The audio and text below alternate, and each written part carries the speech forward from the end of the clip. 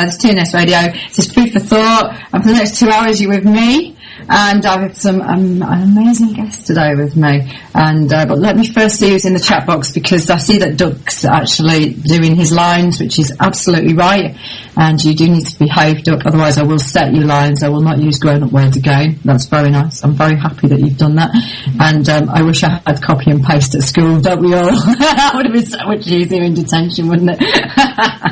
Liking it. So who else is with me today? Sovereignty, hello, how are you? And Captain Stingray, we're here, Captain.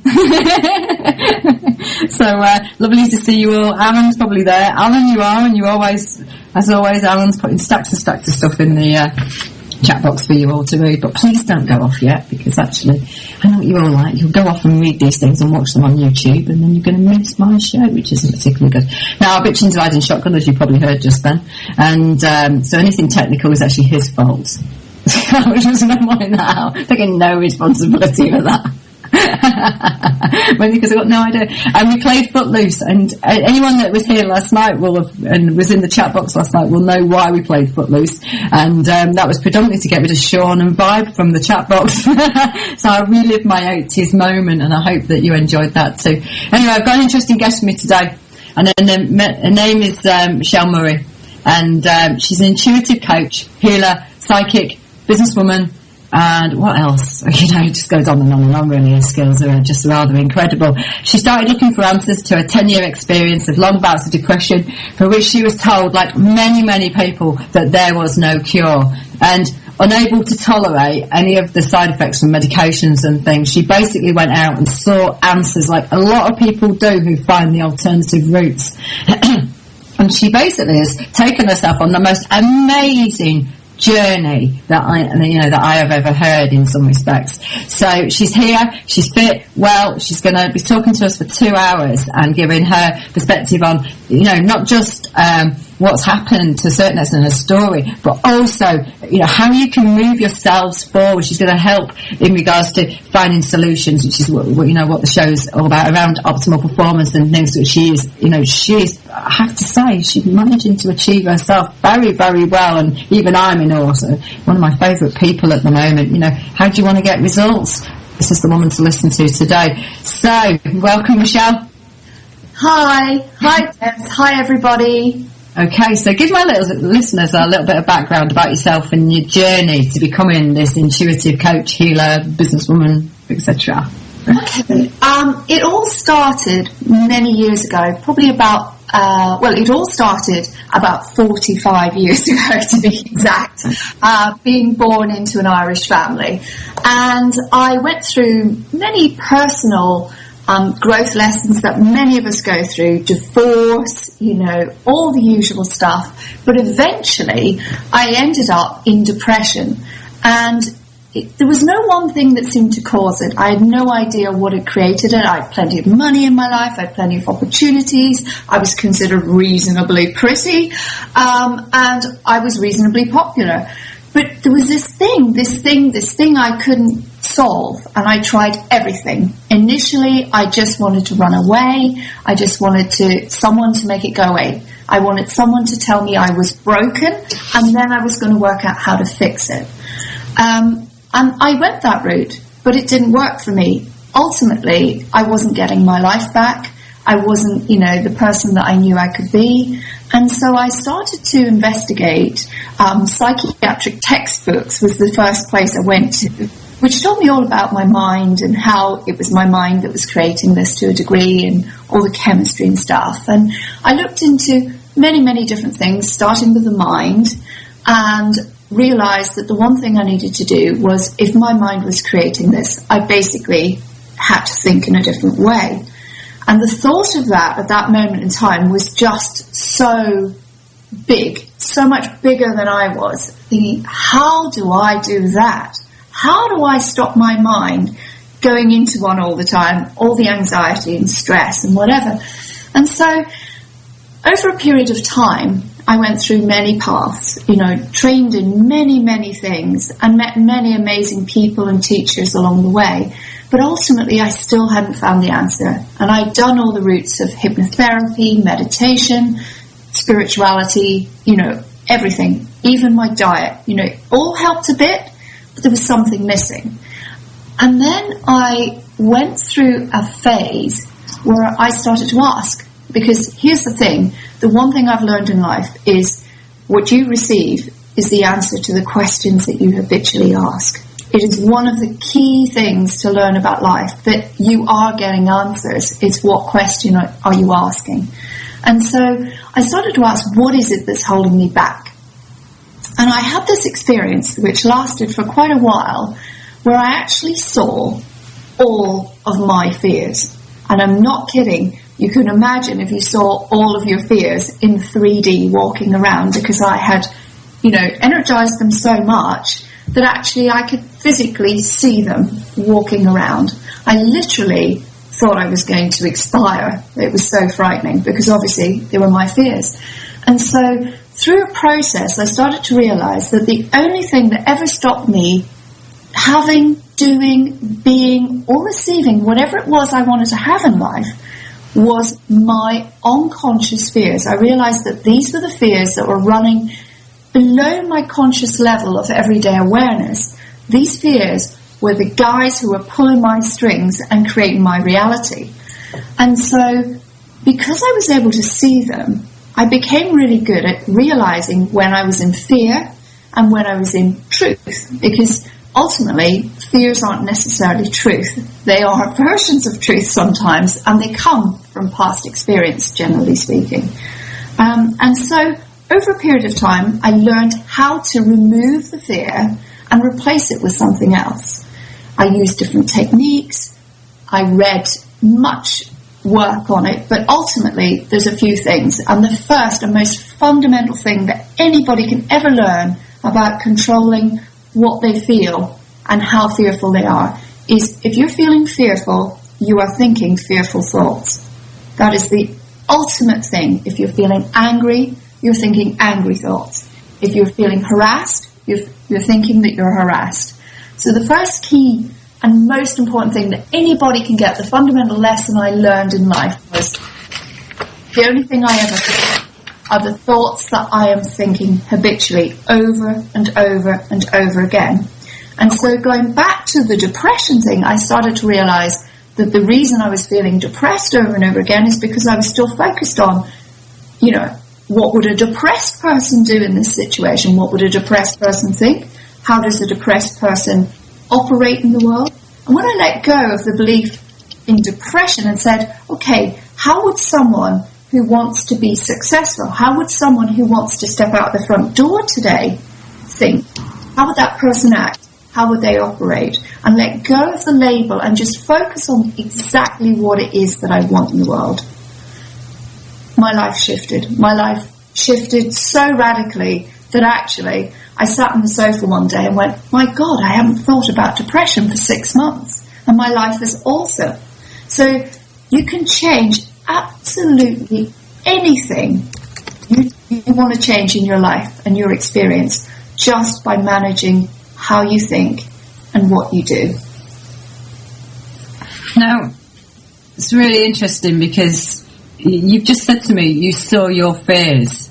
What does that actually look like? Because I genuinely cannot get my head round seeing and I'll be honest, if I saw my fears, I think I'd be scared. I'd be even more scared of them. Here's the thing, yeah. Well, seeing your fears isn't all it's cracked up to be. In that, for the first probably month, I was convinced I was going crazy. I mean, I literally was in like a living nightmare. And it was only after a period of time where I managed to use some of the tools that I'd already learned to allow me just to step back a little bit and to observe. So breathing and stepping back and just observing it, that I started to realize that I didn't feel quite so frightened anymore, that actually this was like a movie and I was seeing it over and over and over again. And so initially I was absolutely terrified. When you see your fears, you know they're your fears. The thing is, the only thing you know what to do with those is to be afraid. It really is I mean, one of the things I saw were little gremlin things sticking pins in my throat. I mean, where do we get those things from? But they're in everybody's unconscious mind. They're below our level of awareness.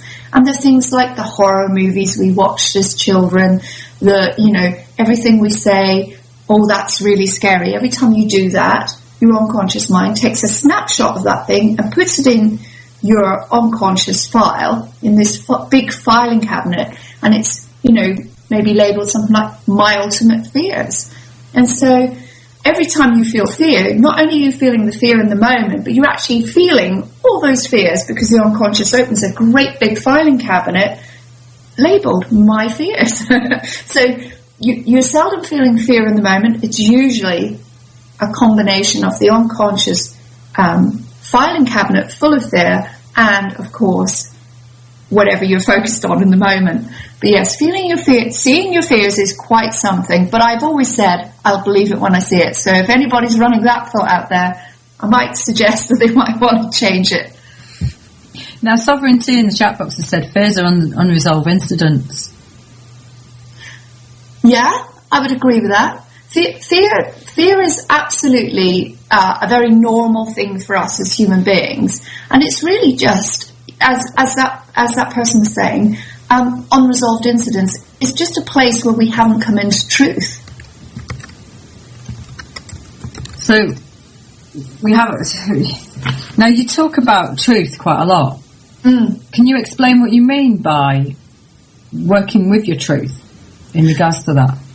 Yes.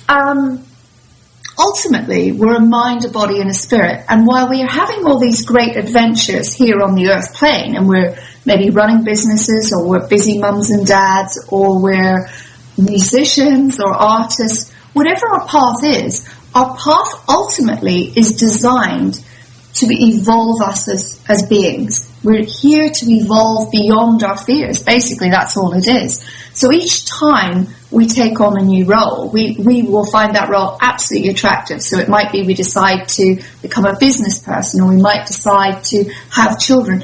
That role will involve us growing and learning and overcoming our fears in order to progress. And so it doesn't matter if you're going through bereavement and loss, or it could be a divorce. Each of those things, even though on an earth basis they can be quite monumental, they actually are designed to shift what's in the unconscious mind, the fears and the limitations in there, and to allow you to evolve, to be free, because that is our ultimate destiny, is to be free.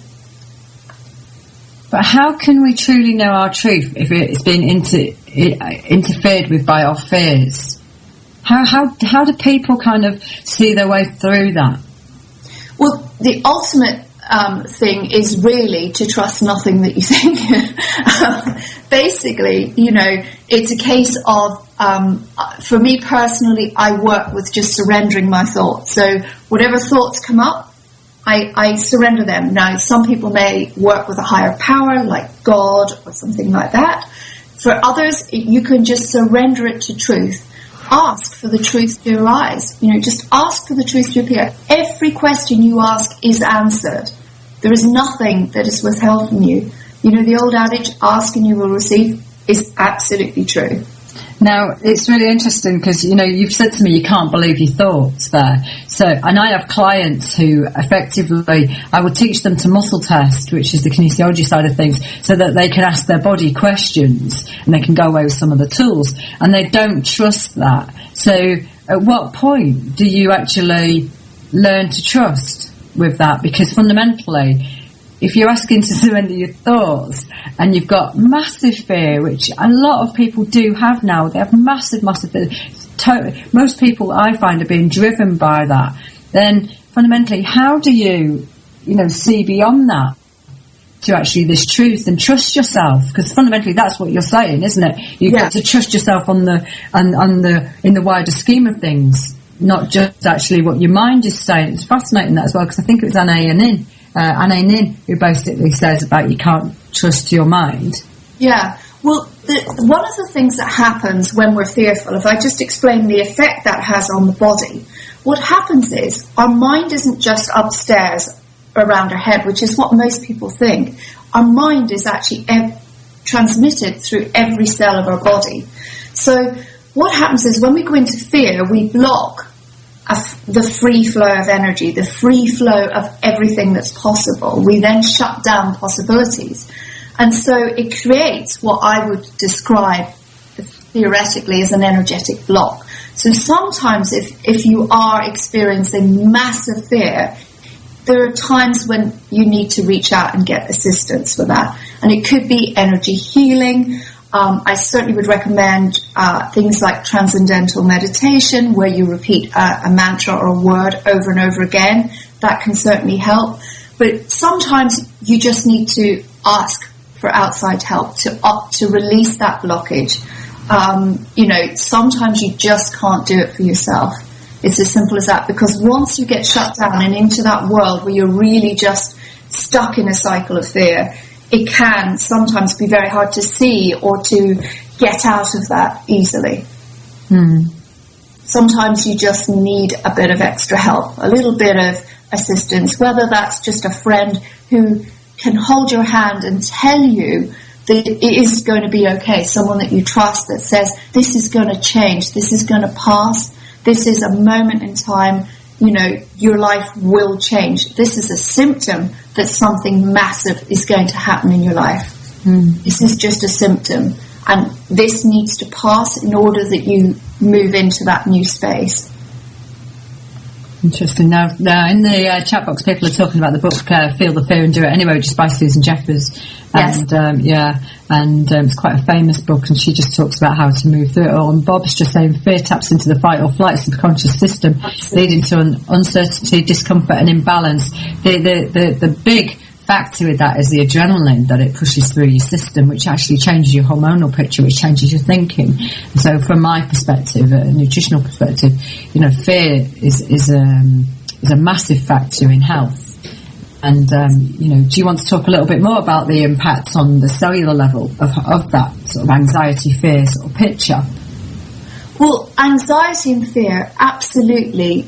They just shut down your energy. It's as simple as that. Where you're holding fear, you cannot experience flow. And, if your energy isn't moving, that part of you feels, at the very least, like it's dying. What's not moving and what's not growing is dying. And so very often the reason we're experiencing fear is actually because we believe that it's safer to stay where we are, even though it's causing us a lot of pain, rather than moving forward.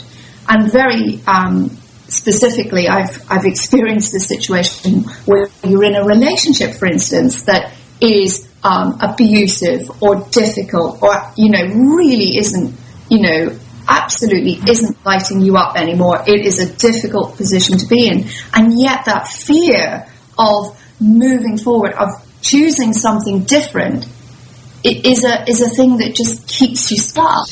And also, very often the psychological perspective on fear is that when it comes in, we have a picture of how our world should be. So each of us have a picture. Within our mindset, we have a picture of how our world should be. We should be married, we should be happy, 2 children, dog, cat, businesswoman, successful, whatever that picture is.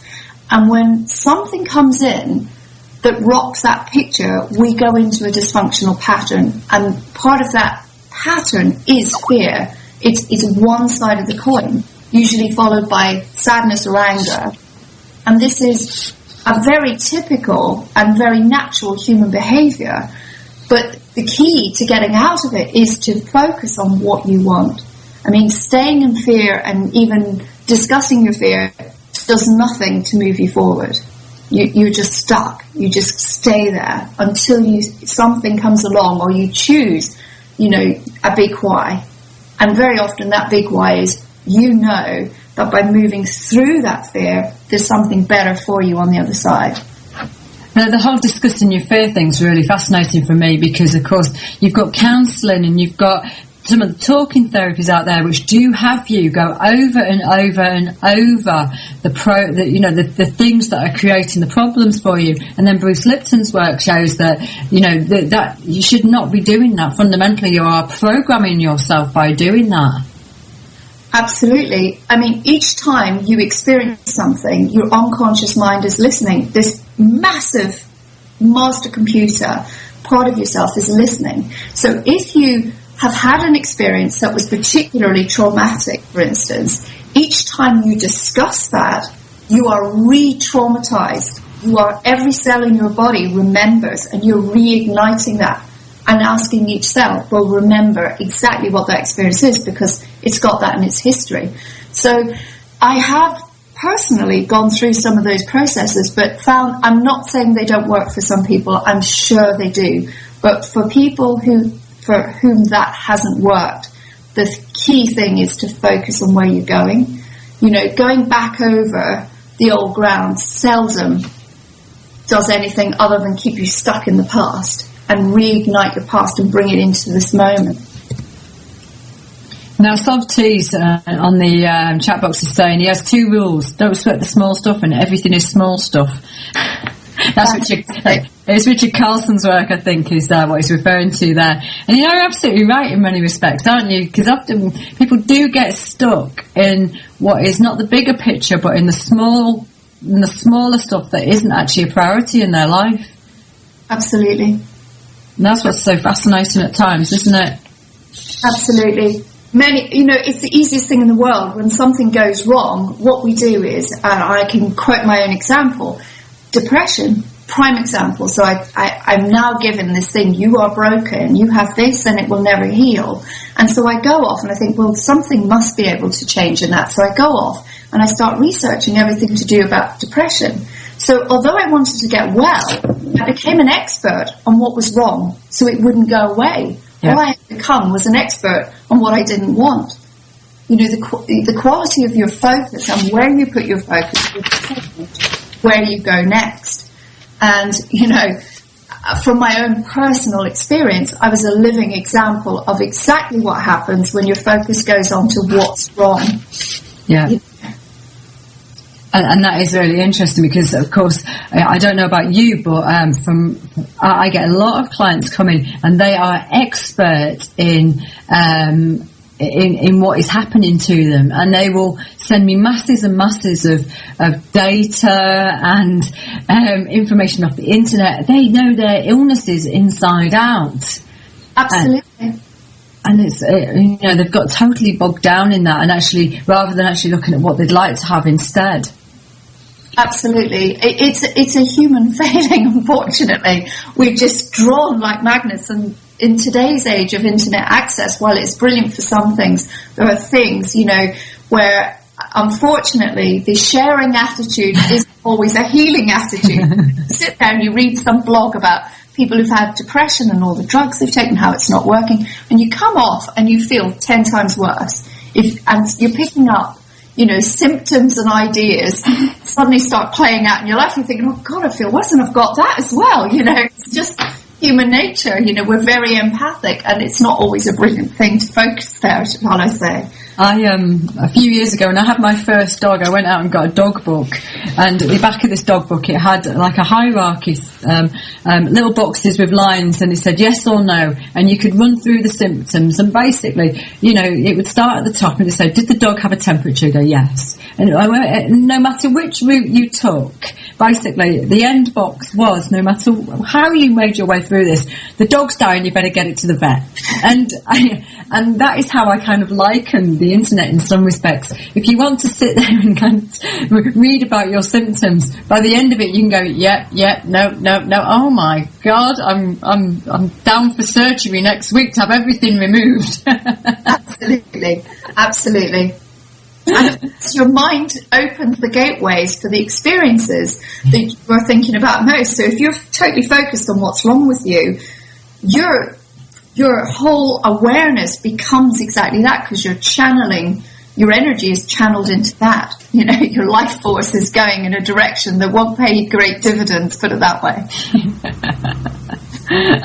So true. Might be better investments, out there. Well, and that's really interesting way of putting it, because I actually talk about, I invest my time, I don't spend my time. Yeah. And I invest it in my priorities. Now, Jill Edwards says to live your priorities, and most people don't. They bypass their priorities and put everything else in front of them. So they're effectively spending their time on stacks and stacks of stuff, and often the fear-based things, without real consideration of the fact that they're creating their own reality.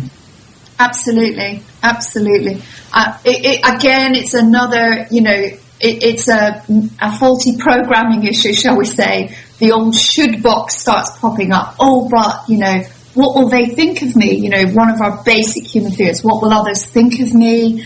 And the fact is, we don't know until we get out there. It's very typical in business. You go out there, you go networking, or you go to connect with some new clients, and you have to make those phone calls. And there's that little bit of you that says, well, am I harassing them? And you see it all the time. And the fact is, until you do the action, you can't possibly know. You're just making it up and pretending. Now, you talk about programming, though, but for me, we are surrounded by it in so many ways. From childhood, we've got it in advertising, the media. It's all about programming. How do we actually remove programming that isn't serving us? How do we remove programming that isn't serving us? There are a number of ways there's no way to completely, I don't feel there's anybody on this planet, no matter how spiritual, how involved, on this planet right now that is not subject to some kind of programming. To be totally unprogrammed would just to be totally in the flow without opinion. It would be as simple as that. And I don't feel there's any of us just yet who've managed to manifest that in our lives. But it's actually the first thing is to let go of judgments, really step back, take some breaths, and actually instead of getting up in the morning and just engaging life as it shows up, the first thing to do is make a little gap and decide what it is you want to experience in that day. It's about taking control. It's about not watching those things on television that are stressful, where you go, oh, that's terrible and whatever, which leaves you feeling powerless and puts you into your victim mode, which then makes your life seem like a victim statement. The fact is, we have control. We have control over ourselves. We have no control over anyone else, no matter how much we think we can manipulate and do whatever. The only thing we can control is ourselves and our reactions to everything around us. And so it's watch your thoughts. You don't know what's in there, but you can certainly, by being aware of your thoughts, breathing, doing one thing at a time. If you've got a huge list of things to do, write them all down. Prioritize them, and then do one thing at a time and totally focus on what you're doing, and you will start to see and hear and understand what's going through your mind in the background. It's as simple as that. It's the only way to spot programming on a personal level. And it's fascinating where you talk about doing one thing at a time and focusing on it. Nigel Bottle talks about your daily disciplines, and he's very disciplined. He's been a very successful businessman in the UK, and he has these disciplines that he does not veer away from at all, and he does not let anybody else come in and actually take him away from that focus. And also Steve Pavlina, who's a self-development expert on the internet, has been going for a number of years. I learned something absolutely key from him a few years ago, which is, if you are doing something, you do it. And you just get on and do it. And you do it until it's finished. So you don't, and that stands for absolutely everything. So he was making an analogy that, even if it's just the post that you've decided to pick up, go through it and deal with it. At that point, then it's done, and therefore you're not constantly coming back and you're not distracted, and things get done far, far quicker. And I thought that was really fascinating at the time, as somebody who, in the corporate world, you end up multitasking on absolutely everything. In my own business, I've extracted all the phone calls and things like this on purpose, so that for me, I can focus on the one thing that's a priority. I'll bring it back to that whole priority, living that priority, because fundamentally, I think that's really, really important, doing one thing at a time, because it just it doesn't stress you, doesn't cause you anxiety or the fear in the same way about not getting it completed. Absolutely. And also, the more committed you are to your priorities, you give the people around you permission to commit to themselves too. You're walking your talk. Your energy will then have a positive effect on your clients, on your family, the people around you. Because here's the thing, people learn not by what you say, but by what you do. So if you commit fully to your whatever it is you're doing, then you give other people permission to do the same. also, your point about you control your day by determining what comes into it, I think is really fascinating as well. I actually don't own a television, and I'm really selective about what information I actually bring into my life that influences me and how I set my day up so that fundamentally I get what I want out of that day. But I don't think the majority of people do that or know how to do that. I think they're driven by the whole school run, going to work. Like, how do you do that when you have got all these external pressures on you? Well, there are only external pressures to the degree that you believe they're external pressures. At the end of the day, you absolutely have to plan, and obviously you have to leave a little bit of space if you possibly can for whatever might show up. But you start your day either, it doesn't matter if you have to get up 10 minutes earlier, starting your day in a way where you are calm and centered rather than hitting the snooze button, getting up at the last minute, racing round, getting the children sorted, getting out. Suddenly I'm feeling stressed just thinking about that process. The fact is, start your day by centering yourself. Even if you only take 10 minutes and repeat a word for 10 minutes with your eyes closed, then just set up your day. What is it that I want today? What is it that I'm willing to receive? What miracle can I share today? What miracle can I receive today? Even just something as simple as that will change your life. Gratitude plays a big part, and you don't need to have a gratitude journal. It doesn't need to take time. But being grateful for what you already have creates a much more peaceful, joyful environment through which you manifest and deal with your day rather than just allowing your day to rule you. You are the creator of your reality, and you've just got to take control. And you talk about gratitude there. Now, one of the things I do is basically I focus on what I actually currently have and what I'm very grateful for. And when I started doing that, and a number of years ago, it really did change my focus away from, I don't have this and I don't have that and I need this and I should have that, to wow, look at how much I actually have around me. Now, I live a really simplistic life, and I often will go out, pick berries, and come back with enough for my smoothie most days and go, and just be really excited about that. And other people that I've taken with me are kind of going, you're really excited about that. And they're like, but for me, that's a big, big thing nowadays. The whole Absolutely. gratitude. Yeah? Just think of the energy you bring into your clinical practice where your clients benefit from that excitement. Each of us, when we meet together, we're energetic beings. We are pure energy.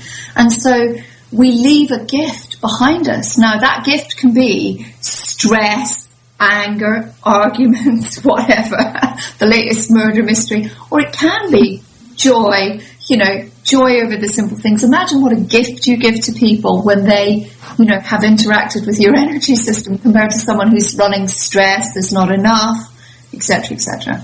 I love the idea that you leave a gift behind because someone's interacted with your energy.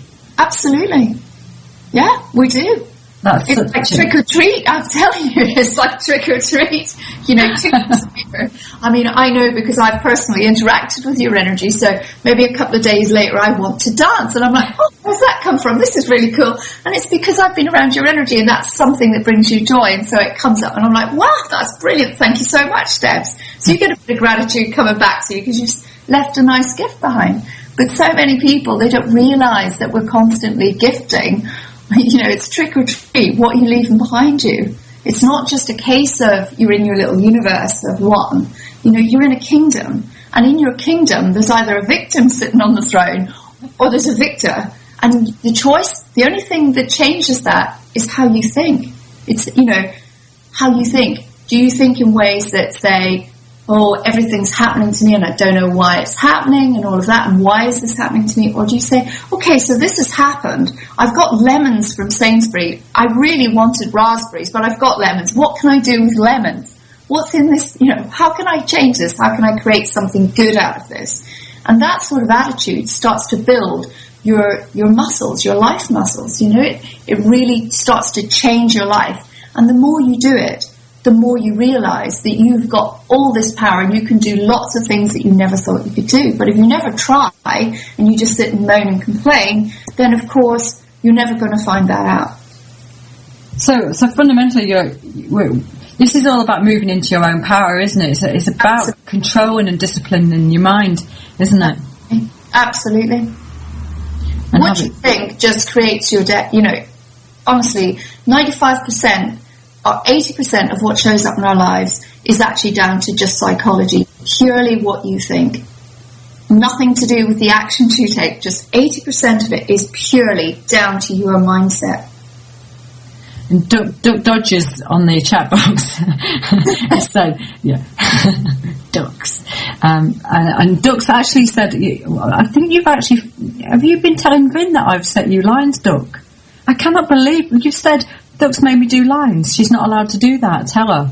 Ducks, I think you'll find that I can set you lines, and now you've got detention for actually telling Vin on me. I can't believe you've done that. So get in the corner, Ducks. That's the first thing. Get on the naughty step. Right, what else are we talking about there? Well, Ducks is saying when life gives you lemons, make some lemonade, and with our thoughts we create our world. Absolutely. Absolutely. And he's also saying start the day with a high fibre cereal. Well, each to their own. I start my day with a bout of meditation usually, and then green smoothie. The taste bar is really good for me. So each to our own. Whatever we believe is great for us is probably going there. Now, I meet a lot of people, and it's taken me a long, long time to transition to my lifestyle the way I have it now. But a lot of people who, when I talk about starting the day off with meditation and starting the day off far calmer, they just look at me like I'm absolutely balmy, because there's such a gulf between their life and mine. And I have experienced having to bridge that gulf and move and transition through it. What is your advice about actually kind of going through that journey to getting to that point? Because fundamentally I know that I have probably got people listening today who are going, that's really nice to do, but I've got 3 kids, I've got a school run, I've got a job that I've got to run to in the morning. Well, here's the thing. Most people think that meditation is about eyes closed, cross-legged, sat on a shrine or a throne of some kind, or some kind of meditation day. And yes, that's great. If you have the kind of time, and you're prepared to put time in, that is great. But you can meditate. You can do it sitting on the train. I would advise not to do meditation while you're driving or operating sharp tools of any kind. But apart from that, you can meditate. You can start to change the energy of your environment. And one of the things I recommend for people, because here's the thing, most people try meditation, and most meditation is about getting rid of your thoughts and just having a clear mind. Most people find that impossible. I certainly did. And so the simplest kind of meditation is simply this, to focus on one thing. So for me, I would recommend to anybody who's never tried it before to use the word peace.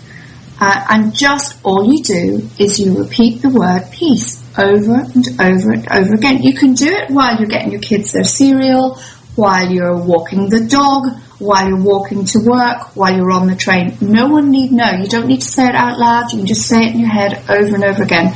And what you start to do is you start to create a space between your conscious thinking, all that rabble that goes on, the whirring, and, who you truly are. And you start to become aware of, what's going on in your unconscious, but also your intuition gets a chance, this inner voice that can guide you, this inner place, this inner space that can guide you through your life so that you're not feeling so alone.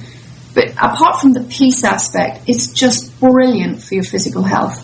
It's just one of the best things you can do. So it doesn't matter if you haven't got 20 minutes to sit on a cushion somewhere. You can do it while you're on the move. As I say, not while you're driving or operating sharp machinery. But apart from that, you can do it while you're walking. It's just purely using what you've already got. If you're a thinker, you're going to find it really hard to have a quiet mind. It can be really soul-destroying, the usual meditation. Or you think you need some sort of CD and a guided meditation, and you need to be able to imagine, you need to be able to see things. None of that's necessary. You can just pick a word, peace, calm, quiet, whatever it is. Just keep repeating it, and after a period of time, that will have the same effect as meditation of any kind. Now, the thing that people say to me over and over again is when they start meditating, they actually cannot clear their minds. How would you suggest that they do that? You don't need to. You don't need to. It's a process. Simple. Don't worry about your thoughts. They will come up. The idea is, by repeating one word over and over again, you actually transcend the conscious mind. You just transcend it. Those thoughts no longer have the attachment because you're not allowing them to pass through your consciousness. So don't worry, thoughts will come up. Just let them go. And just, if you lose touch with, say, you're repeating peace, just come back to peace. It's okay. You can't get this wrong. This is easy. And that's a fascinating comment you said at the end. You can't get that you can't get it wrong, because I feel that the schooling system nowadays has everything in black and white, which means it's either right or wrong, and then they send people through in this way, and then work has performance management in place, which basically is that it's right or wrong. So people are very much in fear. So when I talk to people about meditation, they get very, very stressed out about whether they're doing it right. I don't know what your perspective is on that. Absolutely. I went through, I'm a hypnotherapist, so I was going to make meditation CDs for people. And I thought, do you know what, this is just making it way too complicated. And then, most people get, I need to be in a certain place, I need to have a CD player or an MP3 player, and what if the battery's flat, all of that. And here's the thing, there are just moments in life where you will have the time and the space, walking down the street, walking in nature, going to work, coming home from work, 10 minutes in the park at lunchtime, whatever it is you can manage, sit on a bench, it doesn't matter. You can do this in the middle of Sainsbury's. It really, really doesn't matter. And I find that is the key. It's not where you do it, how you do it, or whatever. It's just that you do it. And so working with just a simple word, there's no way you can get it wrong. We as human beings tend to overcomplicate things, and this is simple. This is natural to us. We meditate all the time. That's the thing I, communicate with people all the time. We do this all the time. Any of us who've ever driven somewhere and wondered, how did I get here? You were in a form of meditation. We do this all the time. It's our natural way of being. Now, let me see what's going on in the chat box, because it's going a bit mad at the moment. And they're talking about the fact that I've ripped up my script with you, which I have done. Hello, Rich. You've turned up. Nice to see you. And the boss is here, so I want you all to behave, okay? But Doug's just saying, just observe your thoughts, watch them coming and going. Soon you'll see that the thoughts are not yours. They're habitual and they are temporary. Yeah, absolutely. Blimey, Ducks, that's really quite deep and profound. You can get off the naughty step now. That's just blown me away, man. But that's a really interesting point, isn't it? Because it's at that point you truly start to actually get, because many, many people go round and round in circles about their thoughts, aren't they? Absolutely. Thoughts lead us off in all sorts of directions, and most of them, as was pointed out, aren't even ours. Yeah. That's the thing. Have you ever found yourself having an argument with someone, in your head? What is that all about? Oh no, you found me out. So most of the thoughts we think are usually generated just by, the environment around us, the people around us and whatever. And it's learning to just switch off from that mind chatter. So, and someone, a sovereign's actually called Vin Fluffy in the chat box, which has kind of just stunned my world, I'll be honest. When I'm reading that, I'm like, how can you call Vin Fluffy? It's just not the right word to put in the same sentence as Vin. Right, so, and Duck's saying I can be profound when I have my special pants on. That's nice. Thank you very much, Duck. I think I've lost control of the chat box today. I think I'm just going to ignore you all to a certain extent. So, do we, when we're meditating, we have to listen to ourselves, and we have to start to refocus on what is going on in our minds, and it can bring us in touch with ourselves in a way that many people can't deal with, and that is all about listening. So I don't believe we listen enough. Well, I don't necessarily agree that we have to listen to anything in meditation. Seriously, most of what goes on in our minds when we decide to meditate is actually just all the stresses and strains, all the stuff that's causing all the stress and tension in our bodies just releasing itself. So I see it as just purely something that needs to leave. I don't find any value in listening to it. What happens with is that the meditation creates a gap in our thinking, a space that allows us then to hear the deeper thinking, the deeper self. But ultimately what comes up while we're, say, repeating the word peace will be of little value. It's generally just stuff that's been floating around in our energy system, and we'll just let it go. That's the whole point. It's just, there's nothing you need to do other than just repeat the word. Nothing. Don't need to pay attention to anything. Don't need to focus on anything other than your word, and that's it. It is that simple, I know. Sounds crazy, but I promise, from my own personal perspective, that is the ultimate meditation. But you say simple, and I know from my own perspective now that it is simple now. But I have been through phenomenal change to actually get myself over that mountain. And I know that there will be people who are listening who are kind of saying, it is just very alien what we're talking about. Well, you see, I wouldn't necessarily agree with that. I feel if you say it's alien and it's a big mountain, then that's what you're going to experience. So my perspective on it is that this is a totally natural state. The state whereby your mind just, relaxes is totally natural. Our mind can't totally, our bodies can't hold tension for long periods of time. That's why we start to fidget, we need to move, and if we do, we go into things like depression, our energy gets stuck, we get ill. So for me, there isn't anything to climb. It literally, we speak all the time. This is just speaking in one word.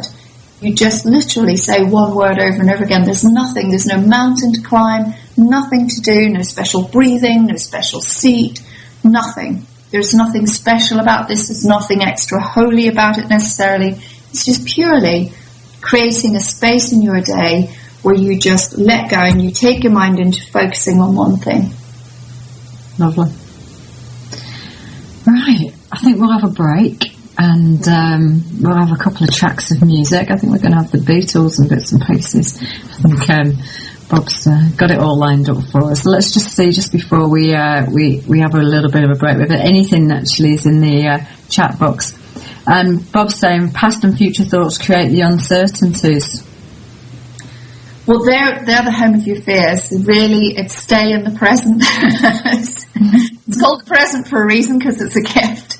The past is the past. It's gone. It's an illusion. It's no longer here. And the future, well, you can go out there and set your thoughts and your feelings. What is it I want to experience? And then come back. You need to be here. This is the only moment that you really have. So it's in this moment that you create and you spread the seeds for your future. Lovely. And Vince saying, note to self, no petrol and blowtorch needed to meditate. Apparently not. Absolutely. Right, we're going to have some music and we're back in about, I think about 7 or 8 minutes. Thanks, guys. Hi, everybody, and we're back. And I'm back today with Michele Murray, an intuitive healer, coach, psychic, and businesswoman, amazing woman. And I hope you're enjoying it so far. We've been talking about fear and all sorts of things. And creating your own reality, which I do think that she's particularly good at. So let's just see what's going on in the chat box, because from what I can work out, you're having a go about the music, and I'm just, and that apparently the last time one of you heard it was in an airport. You need to tell Bob. Bob's in charge of the music today. Normally, Nick has all my music. So, but you know what? And someone also said that Bob still rolls his jacket sleeves up at his elbows. That's cruel, Captain. Honestly, it really is. But funny. Now, I'm going to carry on with Michele.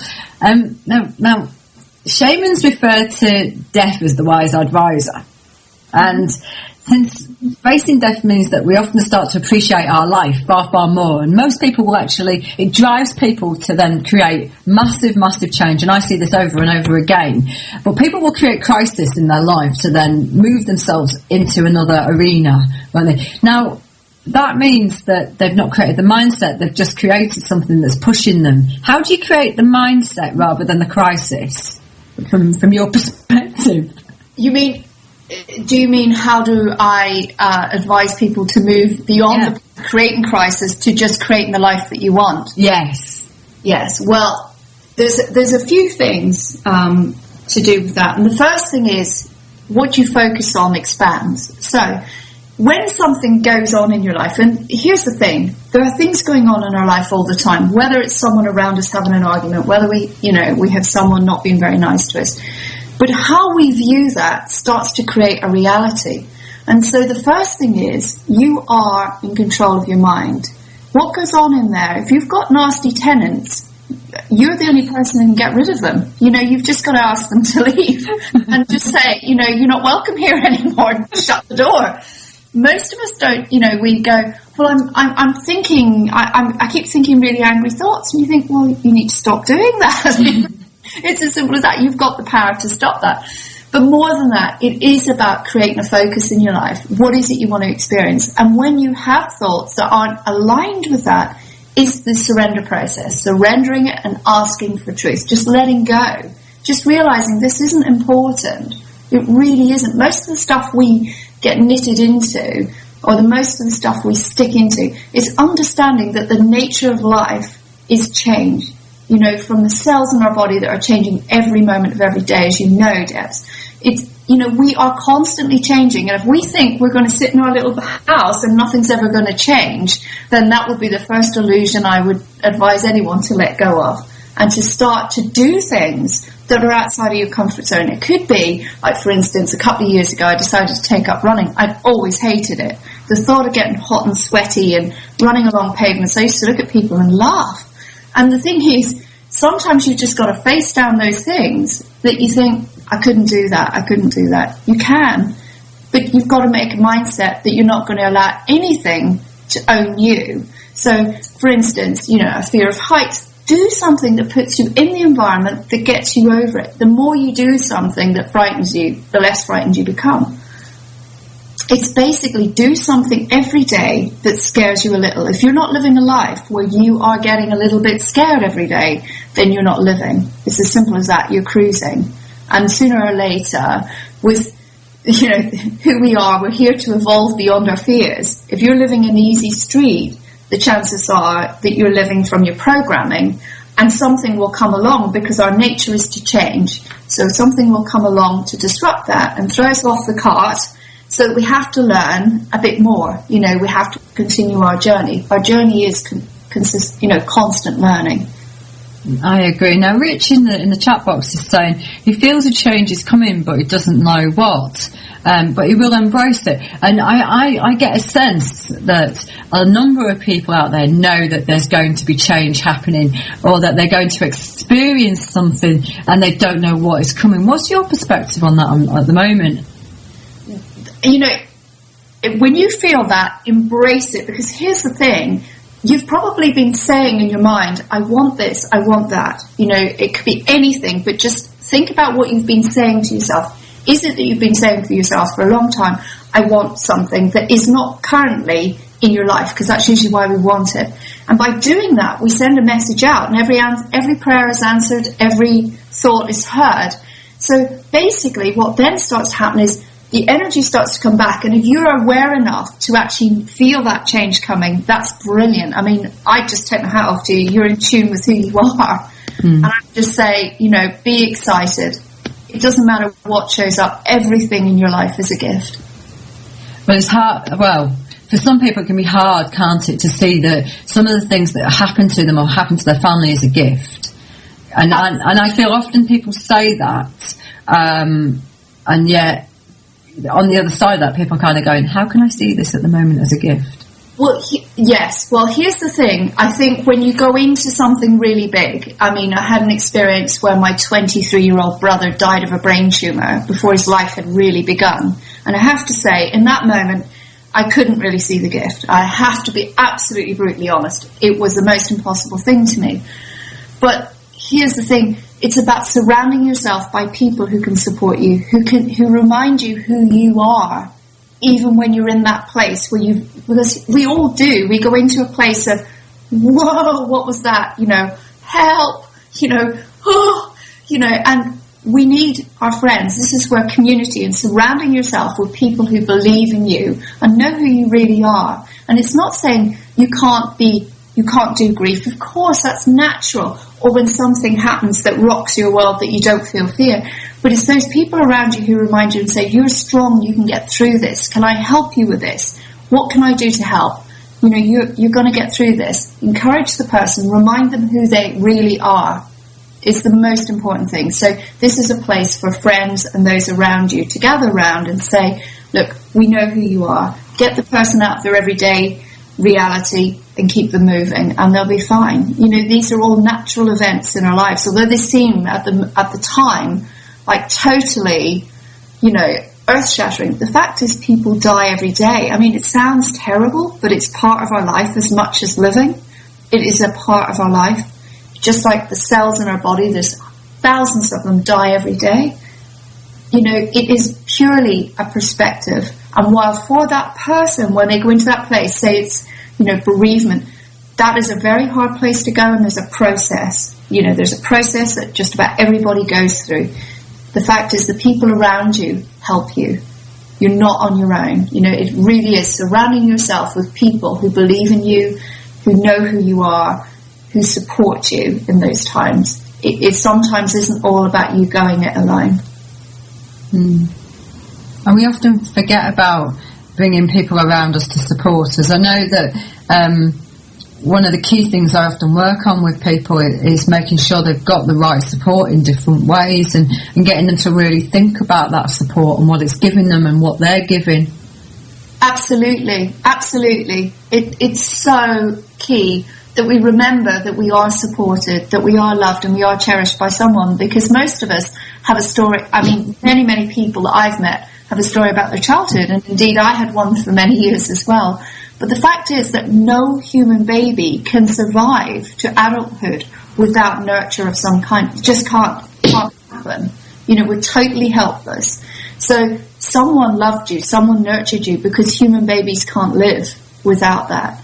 And so it's really about changing your perspective, realizing how blessed you are, even when it's really tough, even when there's something going on that's shaking your world.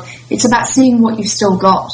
If you focus on what you've lost, then you're just going to feel lost. It's about your focus. It's coming back to that place.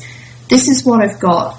This is where I want to go, and get that focus going. There'll be moments where you get derailed and you fall back into, what have I lost? But it's remembering, okay, where's my focus? What is it I want? Where am I going?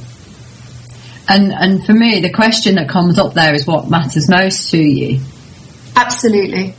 Because people are often pursuing something that often when they get it, and this is what I find over and over again, the type of people I work with, that often they have got a lot, and yet they truly haven't got what truly matters to them. Well, I have to put my hand up and say I was one of those people. Lines of designer shoes and no life, For me, it was a process I had to move through and realise what's valuable in life. And again, this is where gratitude comes in. I mean, gratitude takes you from that place of a designer watch will make me a better person. It's about realising who you are and what you're worth, truly, as a human being. Now, from my perspective, I've worked with coaches, and they often, one of the first things they try and get me to work on is the whole income goal, and it infuriates me. And often when I'm working with someone now, I question them in regards to what they're going to be doing with me, because that for me doesn't drive me, and I'm not interested in stuff in the same way, in accumulating. It's more about experiences for me. But as a coach, how do you move people through that? Because I know as a business coach, people expect to almost be set those goals. Well, the kind of coaching work that I do is actually about putting people in touch with the big picture. So something's rocked up in your world. that's absolutely crushed you is usually what happens, and it's where I start with someone. And so people want to be reassured. They want to understand what's going on. So what I try and explain to them is, this is happening for a reason. So I look at their life, because here's the big question: why? How many times have we gone through something massive and it's like, why? Why is this happening to me? And, you know, some things are difficult, but there's always a gift. Always, without exception, there's a gift to be had. It may be that the experience itself, from a human perspective, is very, very difficult and challenging. But when we focus on the gift and we start to get that, we're able to let go. So for me, it's about bringing in a bigger perspective for that person, and it's helping them to understand, A, why it's happened. So for instance, you know, it may be that they've been stuck in their ways for a long time and they need to move forward and do something else. It may be that they were disempowered. They were in a relationship where the other person had all the power and they need to be empowered. That's part of their life path. They need to step into their power. And so they will be really afraid because they've not really stepped into their power before.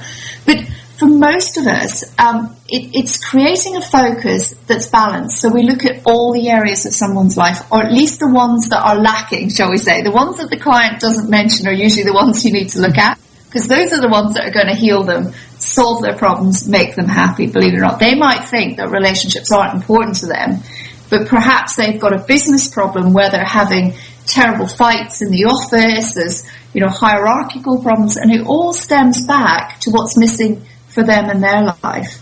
So it's really about building whatever it is that they need, a structure for whatever it is that they need to work on in their own life. Now, John McHugh in the chat box has said they get to the top of the mountain, but they don't like the view. Yes. But that's about creating your focus. You know, whose path have you been walking?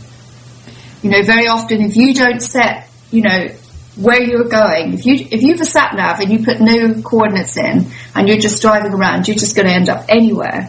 If you actually punch in your coordinates and are very disciplined about that and check in, you know, what I'm doing today, is this going to move me towards what I've punched into my sat nav, or is it going to take me down a blind alley? Really, really important. Check in with yourself. Am I on target? Where am I going? Is this moving me towards my goal, or is it moving me away from it? But I know in this society now, you know, the children are schooled in a way that takes them along a specific career path. And I will never forget, in my previous job, one of the graduates sitting in front of me and telling me that their whole life had been working towards becoming a HR recruitment advisor.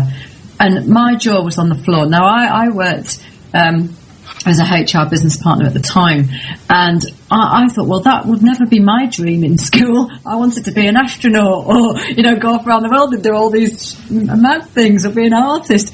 And I remember saying, you're truly telling me that your whole dream has been to work in recruitment and work up your way up the recruitment ladder. How's it, you know, when we are now schooling people to have that sort of almost blinkered approach in many respects, to that you have to be working in your school to get your degree, to then get into a job, to then work your way up the ladder. You know, all the graduates that were sat in front of me, when I would say to them, had they thought about taking a year out, had they thought about actually experiencing life different than what they've been studying, it was almost blank faces. Now, that is, to me, a level of programming and a massive level of influence that has gone on throughout their life. How, you know, and what you know, how do you kind of get beyond that? Because, you know, coming back to what John McHugh's saying, you know, you get to the top of the mountain. Often these people are in their 30s and 40s and kind of looking out and going, you mean all of that I've worked and focused on hasn't been about me, it's been about something else? Because until that point, they've not realised that. Absolutely. You know, I refer very often to that sort of programming as the concentration camp mind, because basically it's the home of pain and suffering usually for most people. And it takes something sometimes. Some people are just born. Some children are just born and they refuse to comply. You know, they just refuse to comply with it. You get those children, they're considered naughty or whatever, but they will just speak up and they'll say, no, I'm not doing that. There's no way you're going to make me. Never. And then there are other children who are compliant. They try and do things by the rules or the rules that are set down for them. And so they end up, a lot of them in today's, especially in today's society, whereby a job isn't necessarily a job for life. So they've gone to university, they've done all the right things. You must be educated, you must go to university, you must have the right friends, you must get the job, and it's the career. Even for people like accountants, lawyers, doctors now, it's not necessarily a career for life. And so these people are becoming really disillusioned when they get to that stage of looking at their lives. But I don't feel that there is much you can do about the programming, because the programming belongs to the parents. So unless we do a mass-on programming, everybody's running the program. They read the papers, they listen to the media, they buy into the reality that that's the only way to do it. And for those people, that will be their, song until they change it. And, there's someone in the chat with Duck said, I told my careers advisor that he wanted to be a careers advisor. And, but in many respects, for me, it's the whole, if it's like blinkering a horse, if you can't see outside of that, many people, for me, they seem to be moving, and someone has said on there about almost zombie fashion through their life now, without any true understanding about the influence that others have had and the media have, and all these external influences that are sending them along this path. And inside, they truly don't understand what's happening to them or happened to them. Yeah, well, you see, I see that as a state of balance. With everything in this particular environment, there's polarity. So where there's black, there'll also be white. Where there's day, there's also night. And so at some level, it's probably part of the grand scheme that in order to balance those people who are awake and realize this, this really isn't right. There's something else out there, and they're awake and they realize that they're not a sheep, and that they're actually, or that they are being a sheep, and they're being, pushed around by this thing called a farmer, and they decide one day to jump over the wall. But there will still be those people, and it's not that they're wrong, it's just their path at that time is, a path of following, doing what they're told. That's just who they are, and that's their expression at that moment in time. They can choose at any moment to step out of the play that they're in and say, you know what, I was only an actor. Oh, right, I can change this. But until they do, they're stuck in that reality, which is, I'm an actor in a play. And, they don't even remember that. They just think that that's the reality. That's all there is. But isn't that, until you actually see it, it's like looking through the window and see, oh, wow, the grass could be greener. But until you see that, you carry on living it. Yeah, absolutely. Absolutely. And some people live it very happily. Are incredibly happy living like that. The path of, when you know more, it isn't always easier. It's as simple as that. Well, no, I always said to a certain extent, when I was almost like a zombie, in many respects, I had a nicer and simpler life. I didn't question so much stuff. Exactly. Sometimes, there are times when I have said to myself, do you know what? There are moments when you think, oh, you're doing something, you're trying to do it in the old programming way, and then you suddenly realize, oh yes, okay, when you know better, you do better. Otherwise, you pay a forfeit, which is usually being a bit unhappy or a bit stressed or whatever it is. That's just part of it. Now, Lucid 2012 AK YouTube 1111. Okay. What on earth? That's just the longest name ever you've got on here. They've said that they were put on Prozac when they were 12, and that's really fascinating, because when you do start to step out of this, particularly in childhood now, they are medicating the children, and they're medicating adults who do see an alternative side to life or are having things happen and it doesn't fit into the norm. Absolutely. I met someone recently who'd woken up from the dream and got themselves sectioned, basically. So this is, an incredible thing. But, I just think that if that happened to you in the past, it's now in the past. And the fact that you know that wasn't for you is just fantastic, because it's so easy. We're taught you've got something wrong with you, go to a doctor. You're sick, you need drugs, you need medications, you need this, you need that, and it's for life. And if you fall into that, and that's right for you and it works for you, you'll know if it's not right for you, because here's the thing, the drugs just won't work. They'll make you really sick, or your hair will start falling out, or, whatever. If it's not your path, you will know. But many people stay on that path, even though the signs are telling them, this is making you sicker than you were before. They just seem to keep doing it. But in many respects, we're talking about adults who have a choice there. And he's saying he was 12, or she, saying they were 12. And at that point, and I know in America at the moment, they are basically, if you're not medicating your children as the school have defined and as the doctors define, then basically they are taking the children off them, because they're seeing it as that you're not actually following your duties. Now, as a child, how do they, from your perspective, actually have that choice? Well, you don't, do you? No, you don't. That's what's going through my mind at the moment. So in effect, someone like Lucid 2012 has taken down a path which they don't want to be on, and until they're 18, they may be not able to get themselves off of. Yeah, but as a soul, there's still something in that experience for that person. They learn. Maybe they've learned that medication's not the way, that they want to take personal responsibility for their well-being. So perhaps they will, as an adult, because here's the thing, most of us become teenagers and adults and we start abusing our body and beating up, drinking too much and doing all sorts of things. So maybe that person will suddenly wake up, become conscious of the fact that actually they need to take care of their body because of this. They sort of decide that they're going to eat right, that they're not going to maybe drink as much as other people. They're going to exercise, they're really going to take care of it. So it may open a window in their experience that actually puts them ahead of the game eventually, if that makes sense. It does. Sorry, I'm just having a quick look at the chat box. Now, Rich was, as it's Duck Dodgers is saying, the obedient ones are labelled as good. That is fascinating, actually, because I know that, in particular in corporate world, if you do the right things, you are labelled as being, someone who will get on and all that sort of thing. Same in school and things like this. There's a huge amount of programming going on there.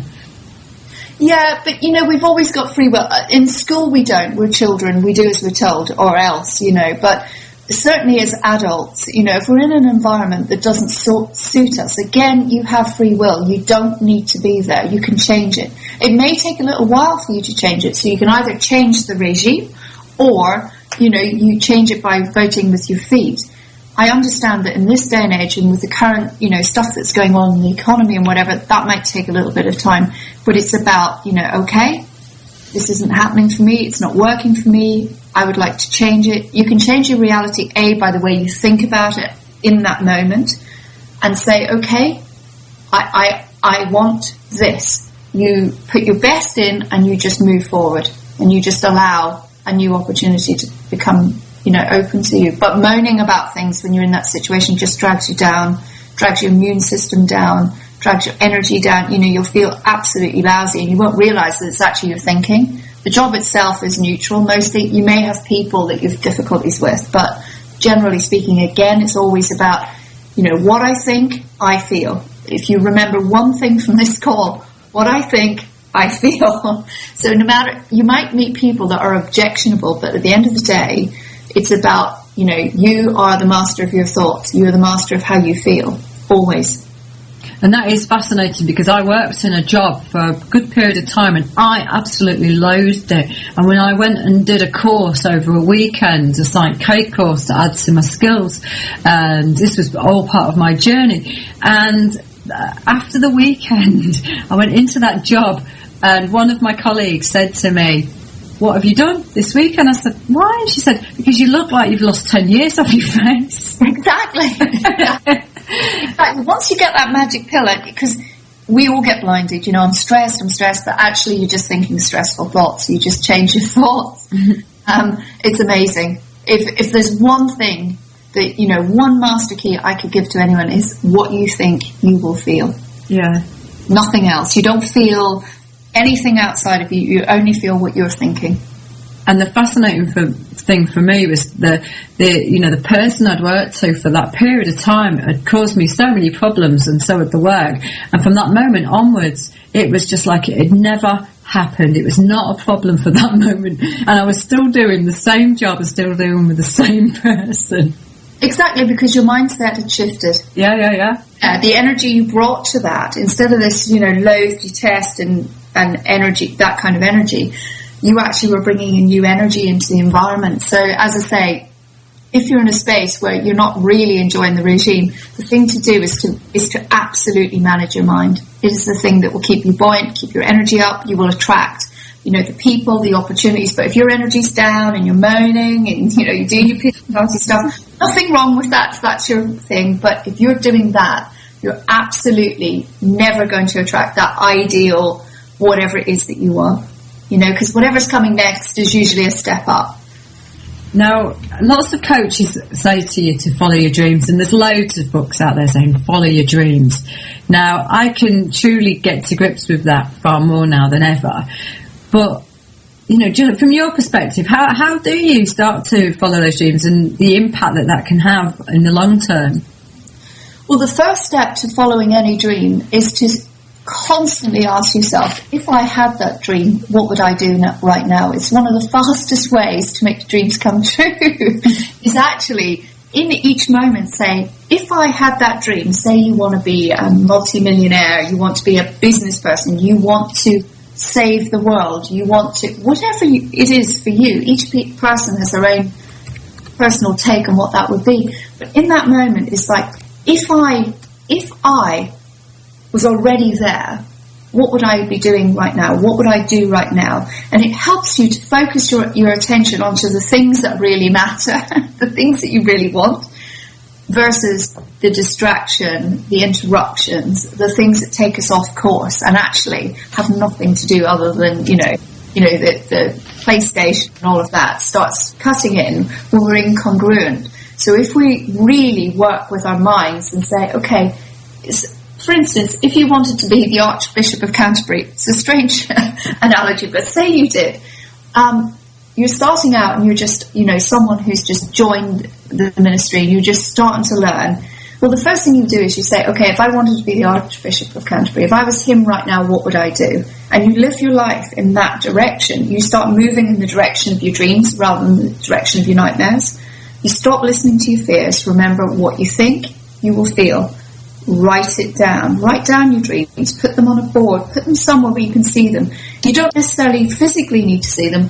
But your unconscious mind takes everything in. It is the master manifester. So if it knows what direction you need to go in, you need it on board as well. So write it down. Put it somewhere prominent.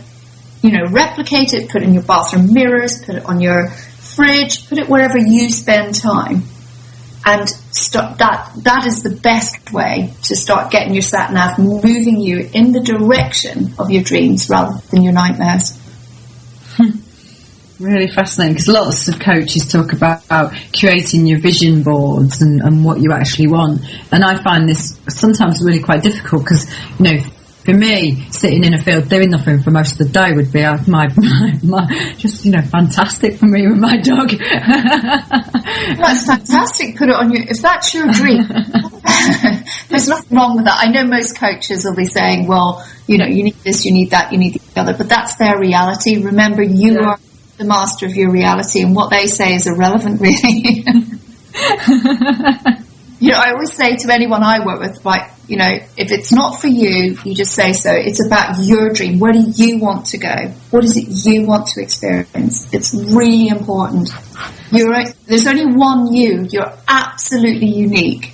And you have a special gift, a song that you're here to sing that only you can sing. So if you sit there and you allow other people to rule your life, then you're basically negating your song. You're basically shutting off your song. So it is about standing out loud and proud sometimes when others are saying, no, this is the way to go. And your heart is saying, no, this is what I want. It's about standing up for yourself sometimes. And, effectively what you're saying is you're captain your own ship. You create a series of principles that you live into, and you're really clear about them.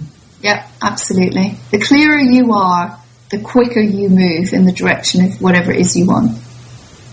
It's almost like you're telling people to create a recipe for living. Absolutely, absolutely. What you think creates your reality. Every moment, every word you speak, every thought you think is planting seeds that you will experience tomorrow, next month, next year.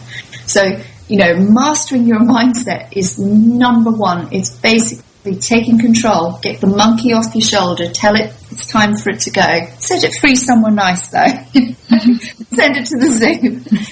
Send it somewhere nice on holiday. But, when that monkey on your shoulder starts to speak, just say enough. Thank you. Be quiet. I'm moving on. This is my direction. Now, the things that will prevent that from moving forward is that whole fear aspect, isn't it? Then it's the whole, you move towards what you want, which is almost that whole love pull, and then you're drawn back by fear. So it's the whole push-pull that then happens, isn't it, around the anxiety of that change? Well, exactly. But then that's where, having a big why. Why do you want that? And often people, when asked what it is that they want, I know that the old-fashioned model for coaching is that you want something material. And certainly from my perspective, I found that seldom fills the gap that we're looking for. And actually what we're looking for is an experience. We want to be happy. We want to feel safe. Whatever that is, that's really what you're looking for. So I would suggest that captaining your ship is all about focusing on what really matters, your big why. Is it that you want to feed children in your local area? Is it that you were once poor and you don't want to be there anymore? Is it that you want to help people be sustainable, create sustainable lives rather than this boom and bust sort of thing that goes on? What is it that you really want to do, and why do you want to do it? The why is the big thing. So when you're having a bad day, and we all have them where it's a bit, woo, then you get out your mission statement. What is your big why? And that will usually get you up, get you out of your pity party. You're out there and you're at it again. So is that about dealing with what is then rather than what might be? Oh, absolutely. I mean, life changes in an instant. What might be, there's lots of what might be. So if you're living out there, you're going to be in a sea, like a really rocky sea with a boat, shoving around all over the place. You're definitely going to feel very unstable if you're out in the future for any time, anything too long. It doesn't mean that you don't deal with the practicalities. If I don't pay my gas bill, I'm going to get cut off. No gas. I'm not talking about those sort of things. You've got to deal with those things. They're just non-negotiables in life. But the things that are negotiable, it's all about your focus. It's where you focus your attention that your energy goes, and you're either investing in things that pay back to you, the investment you put in comes back to you. That's the whole process with energy, or you're just pouring it down the drain. It's as simple as that. Because at the moment there's a lot of people who are going through a level of fear, partly driven by the media, partly driven by the main calendar, this 21st of December. And so a lot of people prepping and putting in place stuff about what might be, and is, so that's being driven by a fear there. From my perspective, is it better to actually put that in place, or to actually work on the current and the now? That's quite an interesting question, because and the reason I ask is because, are you then, by prepping and putting that in place, are you then creating that reality as a focus, or are you just actually putting in a safety net in case? Yeah, well, that's always a difficult one. It's a bit like, do you bother saving or do you spend everything you have? I think there's a case for saying a little bit of each, where you don't go to extremes, you know what I mean? Like building yourself a nuclear bunker in your back garden or something. But actually, everybody stop doing that now. Then there's a space in everyone's life for balance. There is a need, whether it's financial or whatever, to look ahead a bit. Putting something in place is not a bad thing. But if that's your total focus, then that's not great. You are starting to create a fear-based reality. Because for me, that then starts to feel really heavy. And I have gained a level of knowledge about those things and about what to do. But I've got this whole push-pull going on because of everything I'm reading at the moment about, should I, shouldn't I, am I creating my reality or am I creating a safety net? Well, at different periods in our lives, we will go through different requirements. You know, someone who's just had children, for instance, will go through a phase in their life where security is important to them because they have these children, they want to put them through school, they've got to feed them, they've got to look after them. So there are periods in our life where safety will become something that's quite important to us. It's not necessarily fear-based, in my opinion. It is just something that we need to think about. It doesn't mean we go into, what if this happens? What if that happens? What if the other happens? But just, being reasonably open to the idea that, it's a bit like, do you actually say to yourself, well, I don't need anything? You do. You have to think about, how do I pay for my food? How do I get this? How do I get that? So I think there's a place for balance. Balance is a very important part of this process. You can just float off and think that some angel's going to swoop down and save you. And while that might be nice, they don't really, I haven't seen too many of them around Sainsbury's, in my opinion. They don't bring me the shopping. I have to actually either order it or go and get it. So the way is always there. So for me, it's about balance. It's about, thinking, okay, this is what I need to do for my own concern. So I need to pay my bills, et cetera, and put in place that which is enough to sustain me. But if you go into hoarding, say, 5 years worth of food in a cupboard, all dry goods and tin cans, you might need to look at that. There's a place for balance, put it that way. It's not all or nothing. I think that's always dodgy. That's the old seesaw effect. So there's a place for balance. And each person has their own unique take on balance. What would be safety for me may not be safety for someone else. There's a place for balance. Now, you have me curious. On your website, one of the pages is called The Hidden Advantage. What do you mean by that? The one thing that I've realised is when I did go through all this depression, I went into a stage of thinking the truth is outside of me. What I need is outside of me. So if I learn hypnotherapy, or if I learn coaching, or if I learn spiritual stuff, that's going to cure me. And the fact is that what cures all of us is overcoming the programming in our unconscious mind. If we are not, accessing that place and overcoming it, if we're living by our fears rather than by what's possible, and our focus is only on our fears, then that's what we experience. And I was an extreme case. I got to the stage where breathing for a whole day scared me. That's kind of how bad it was. And so going from that, I've become quite an expert and can see quite easily where people have bought into a reality that isn't serving them, that is fear-based, rather than freedom. And so we're all free to create whatever we want. And while, most of us think that there's something outside of us is going to cure us, heal us, or whatever, there is a place for programs and tools and all of that. But the key thing that we have to come back to is that we create the reality. We might use the tool, but the tool is only an extension of our energy and who we are and how we're expressing ourselves. So if our mind is a mess, then what we create is a mess. It's as simple as that. It's a bit like having a magic wand. Your mind is like a magic wand. What you create is a product of that. And as it go back to where we started, 80% of what you create comes from your mind and not the strategies that you use. So it's not what you do so much as how you think, what state of mind you're in when you start to create whatever it is you want to create. Now, I'm really interested in creating optimal performance in body and mind, so that it actually does influence my reality. What do you think that means you've got to be doing on a moment-by-moment basis as we kind of come towards the end of the show? Number one, presence. You must be present. The only moment you've real power, whatever you might think about your past and your future, while you're there, you're not here. You cannot create anything from a place other than this moment. You can project into the future what you would like. You can consider your past as a jumping off point. You know, if it was bad in the past, you can say, what's the opposite of that? And use that to drive you forward. So something bad happened in the past, right? What is it that I want? What's the opposite of that? You know, what is it that I truly want? And use that to drive you forward. But the only place you've real power is in the moment. Second thing is meditation. I don't mind how you do it. It's not difficult. Everybody can do it. Use a word. Do it while you're walking.